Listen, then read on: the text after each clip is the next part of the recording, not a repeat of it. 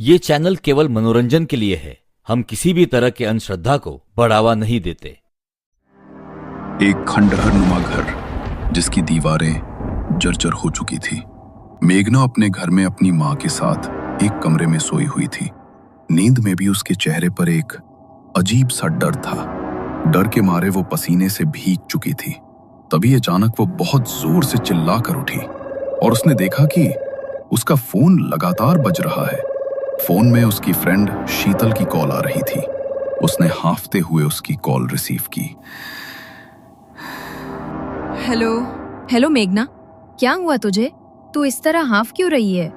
सब ठीक तो है ना? पता नहीं शीतल, मैंने तुम्हें वो सपना बताया था, याद है? वो जगह बार बार मेरे सपनों में क्यों आती है? ऐसा लग रहा है कोई मुझे बुला रहा है। मुझे बहुत डर लग रहा है यार, बार बार वही सपना। कैसे हो सकता है ये? अरे बाबा, ये तेरे मन का वहम है। एक बार जिस चीज का डर मन में बैठ जाता है तो निकल नहीं पाता। तू बार बार उस चीज के बारे में सोचती है, इसलिए तुझे बार बार वो जगह सपने में दिखाई देती है। तू चिंता मत कर, सब कुछ बिल्कुल ठीक है। और मैंने तुझे इसलिए कॉल की थी कि आज शाम को हम घूमने जा रहे हैं, तो चुपचाप हमारे साथ आ जाना। अरे लेकिन माँ को अकेले छोड़कर कैसे आऊँ? तुझे तो पता है ना माँ की हालत के बारे में। हाँ बाबा, पता है, लेकिन एक दिन के लिए मैनेज कर लेना। अपनी पड़ोस वाली आंटी को बोल दे, एक दिन के लिए वो आंटी का ध्यान रख लेंगी। वो भी तो बहुत बार अपने बेटे को तेरे पास छोड़कर जाती हैं। अच्छा ठीक है, शाम को मिलते हैं।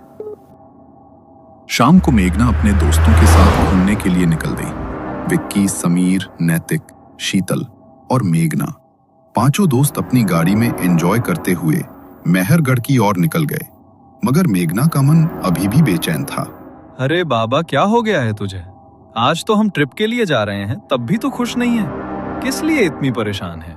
कुछ नहीं यार, लेकिन कुछ अजीब सा लग रहा है, जैसे कोई तो अनहोनी होने वाली है।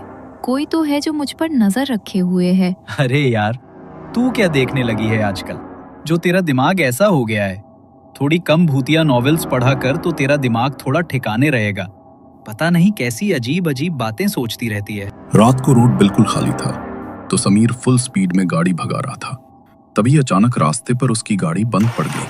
अरे यार, अब ये गाड़ी कैसे बंद पड़ गई? पिछले हफ्ते ही तो सर्विसिंग कराई थी इसकी, टैंक भी फुल है। रुक, मैं देखता हूँ, तू जल्दी से टॉर्च लेकर आ। समीर ने टॉर्च निकाली और विकी ने गाड़ी को चेक किया तो गाड़ी का इंजन पूरी तरह गर्म हो चुका था और अंदर की तार भी जल चुकी थी। अरे यार, तार भी जल गई। अब तो जब तक मैकेनिक इसे आकर ठीक नहीं करेगा तब तक ये स्टार्ट नहीं होगी। और मुझे लगता नहीं कि इस टाइम यहाँ पर कोई मैकेनिक मिलेगा। पूरा खेत और जंगल का इलाका है ये। आज रात बिताने के लिए आसपास कोई जगह देखनी होगी। शायद खेत के बीच कोई झोपड़ी वगैरह बनी हुई हो। बताओ, अब तुम लोग क्या करना है? गाड़ी के अंदर बैठकर ही पूरी रात बितानी है या रुकने के लिए कोई जगह ढूंढनी है? रुकने के लिए कोई जगह ही ढूंढनी पड़ेगी, क्योंकि आधी रात को इस तरह रास्ते के बीच गाड़ी के अंदर रुकना भी सेफ नहीं है। गाइस, ये इस जगह को मैं जानती हूँ। ये वही जगह है यार जो मेरे सपने में आती है, और जो महल मुझे दिखाई देता है वो भी यहाँ पर है। मुझे बहुत डर लग रहा है यार। ओह कम ऑन यार मेघना, तू कहाँ सपने को रियलिटी से जोड़ रही है? ऐसा कुछ भी नहीं है। देख तो, पूरा खेत और जंगल का इलाका है ये। यहाँ पर कहाँ तेरा वो महल आएगा? अरे नहीं नहीं, मेघना मैडम बोल रही है तो महल तो यहाँ पर जरूर होगा। यार मेघना, मुझे तो लगता है तुझे किसी साइकियाट्रिस्ट की जरूरत है। पता नहीं क्या क्या सोचती है और क्या क्या बोलती है। यहाँ दूर दूर तक हमें कुछ दिखाई नहीं दे रहा और तू कह रही है कि यहाँ वो महल है जो तेरे सपने में आता है। सपनों की दुनिया में नहीं है तू, हकीकत है ये। तुम्हें मेरी बात मजाक लग रही है ना? लेकिन मैं जानती हूँ कि ये वही जगह है, और मुझे ये भी पता है कि वो महल कहाँ पर है। अगर यकीन नहीं मुझ पर तो मैं तुम्हें वहाँ लेकर चलती हूँ। मैंने इस पूरी जगह को अपने सपनों में अच्छे से देखा है। अच्छा तो ठीक है, फिर लेकर चला मैं वहाँ। और अगर हमें आज तेरा महल नहीं मिला तो पक्का तुझे साइकियाट्रिस्ट के पास लेकर ही जाएंगे। हमें भी पागल कर दिया है तूने। मेघना के साथ वे सब गाड़ी से उतरे। मानव ने गाड़ी को लॉक किया और मेघना उन्हें जंगल के रास्ते से होते हुए दाएं तरफ ले गई। थोड़ी देर तक तो उन्हें वहां कुछ भी दिखाई नहीं दिया। देखो देखो, कितना बड़ा महल है ना यहाँ पर। मेघना, क्यों फालतू के चक्कर कटवा रही है इतनी रात को? कुछ भी तो नहीं है यहाँ। बस थोड़ी दूर और सामने ही वो महल है। वो सब अब मेघना से इरिटेट होने लगे थे, मगर जैसे ही वो थोड़े आगे बढ़े तो सामने सचमुच एक महल था। उस महल को देखकर वो सब चौंक गए और मेघना की आंखें फटी की फटी रह गईं। मैंने कहा था ना, ये वही जगह है और मैं जानती हूँ ये महल मुझे खुद अपने पास खींच कर लाया है। मेरी जिंदगी का कोई राज यहाँ छुपा है, इसलिए इस महल ने मुझे अपने पास बुलाया है। मेघना यार, हो सकता है कि ये सब बस एक कोइंसिडेंस हो, और अगर तुम्हें लगता है कि इसका वास्ता तुम्हारी जिंदगी से है तो चलो महल के अंदर जाकर देख लेते हैं। वैसे भी आज रात रुकने के लिए हमारे पास कोई जगह भी तो नहीं है, तो हम आज की रात यहीं बिता लेंगे। मेघना उन सबके साथ आगे बढ़ी। तभी सामने से उन्हें एक बूढ़ा आदमी दिखाई दिया, जिसके हाथ में एक जलती हुई लालटेन थी। वो इतना बूढ़ा था कि चलते हुए पूरा शरीर कांप रहा था, पर चेहरे पर एक अजीब सी गंभीरता थी। वो गुस्से में उनकी ओर बढ़ा। जानते नहीं हो क्या इस जगह के बारे में? क्यों अपनी मौत को न्योता देने आए हो? शांत है वो इतने सालों से, अगर जाग गई तो किसी को नहीं छोड़ेगी। अरे अंकल, ये ऐसी लोकेशंस पर आपके जैसे लालटेन वाले बुढ़े फिक्स होते हैं क्या? बेफालतू में डराने आ जाते हो। और मुझे समझ नहीं आ रहा, जब ये जगह इतनी खतरनाक है तो रात के 12 बजे आप महल के पास क्या कर रहे हो? आपकी उम्र हो गई है चाचा, अपने घर जाओ और जाकर सो जाओ आराम से। बूढ़ा कांपती हुई आवाज में उन पर चेतावनी देता हुआ वहां से निकल गया। वो पांचों महल की तरफ बढ़े। मेघना ने पीछे मुड़कर देखा तो वो बूढ़ा आदमी मेघना की तरफ ही देख रहा था। उसने मेघना को एक अजीब सी मुस्कान दी।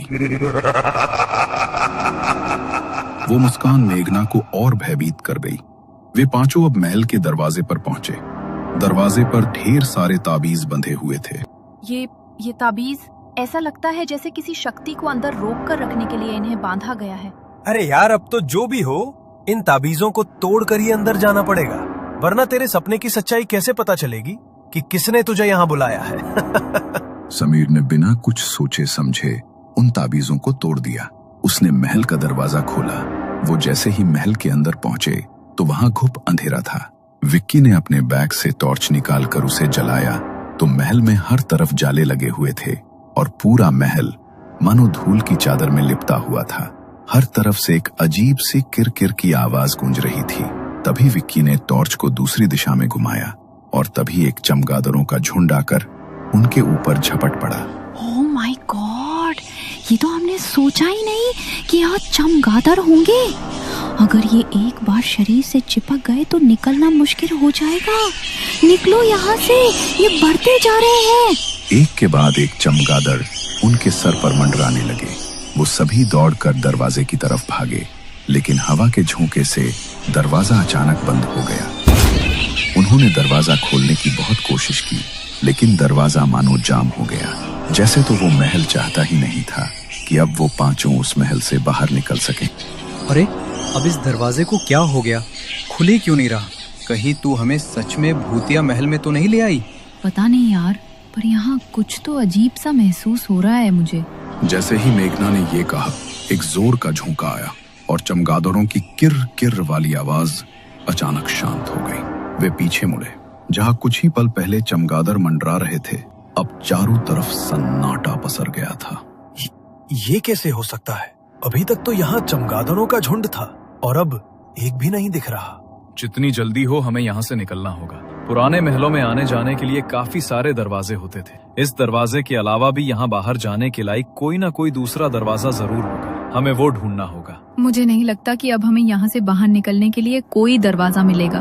मुझे तो लगता है हम इस महल के जाल में फंस गए हैं और अब ये महल हमें यहाँ से बाहर निकलने नहीं देगा। मेघना, तू पहले रोना बंद कर और शुभ शुभ बोल। एक तो हम सब पहले ही तुम्हारे सपने से इतने ज्यादा डरे हुए हैं और तुम हमें अपनी बातों से और डरा रही हो। वो सभी दूसरा दरवाजा ढूंढने के लिए पीछे की तरफ जाने लगे। तभी उन्हें वहां पर घुंघरुओं की आवाज सुनाई दी, जैसे तो कोई अपने पैरों में घुंघरू पहने उनकी ओर ही बढ़ता हुआ आ रहा हो। वो आवाज धीरे धीरे बढ़ने लगी और चारों तरफ से वो आवाज उनके कानों में गूंजने लगी।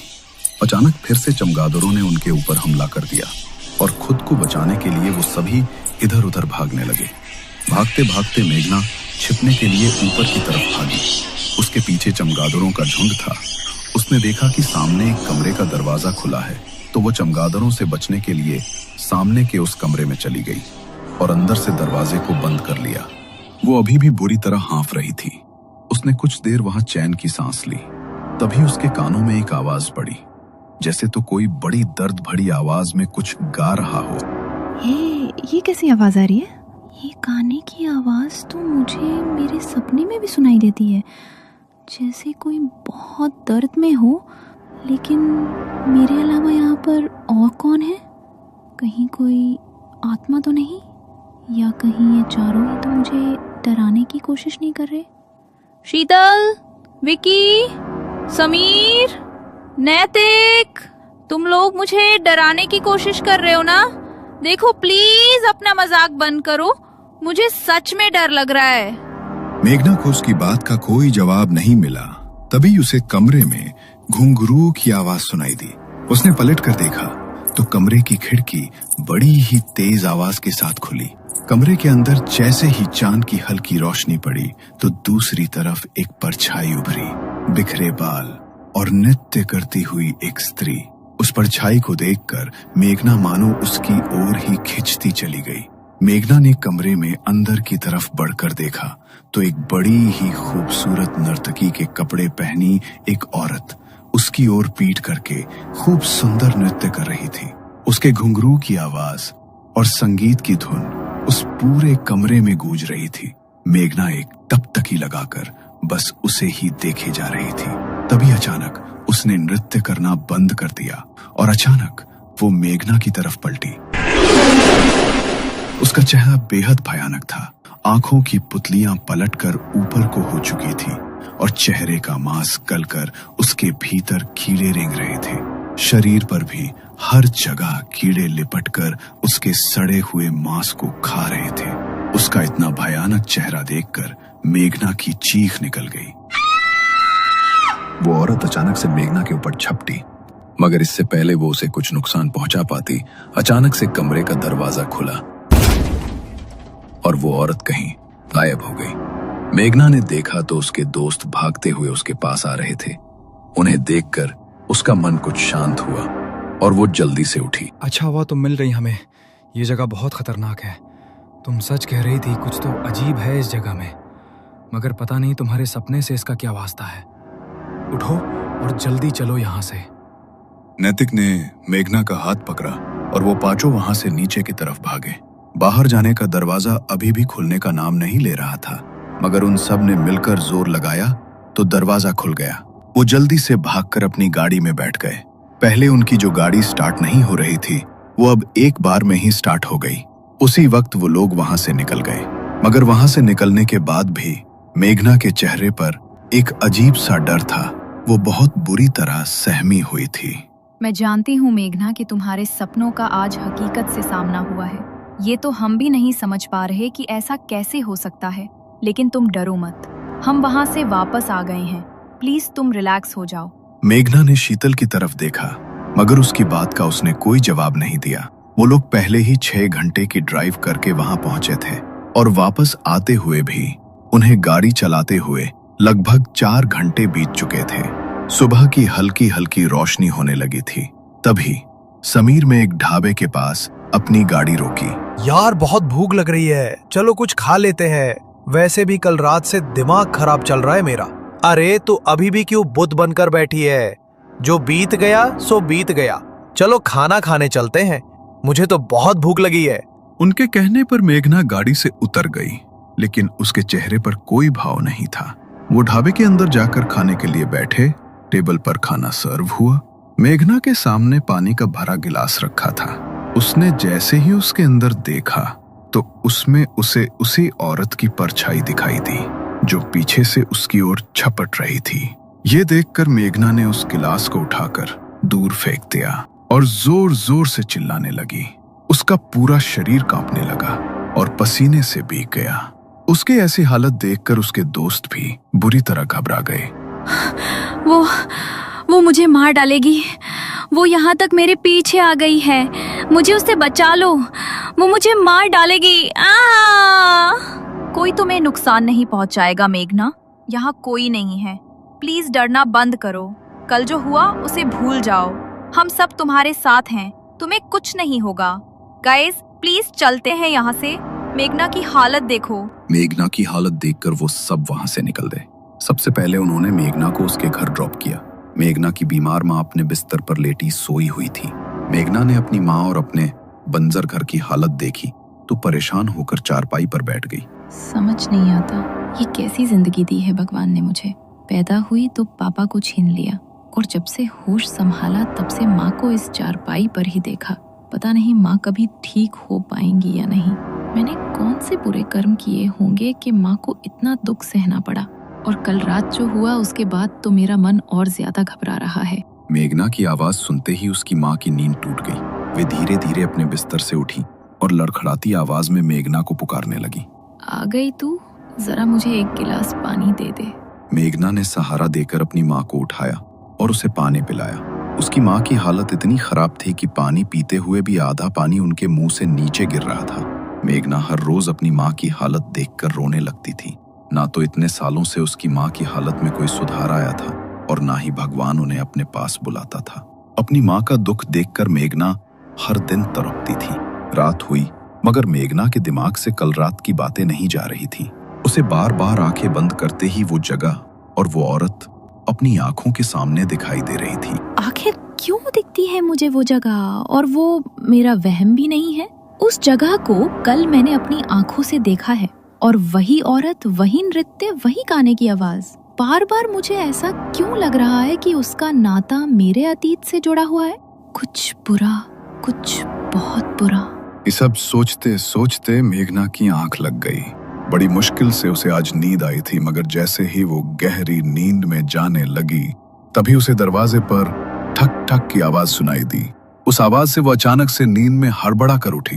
कुछ पल के लिए वो आवाज शांत हो गई। मेघना को लगा शायद वो कोई ऐसा सपना देख रही थी मगर वो जैसे ही दोबारा अपनी आंखें बंद करने लगी तभी फिर से दरवाजे पर ठक ठक की वही आवाज हुई। इतनी रात को दरवाजे पर कौन आया होगा? अगर मैं दरवाजा नहीं खोलूंगी तो माँ की नींद टूट जाएगी।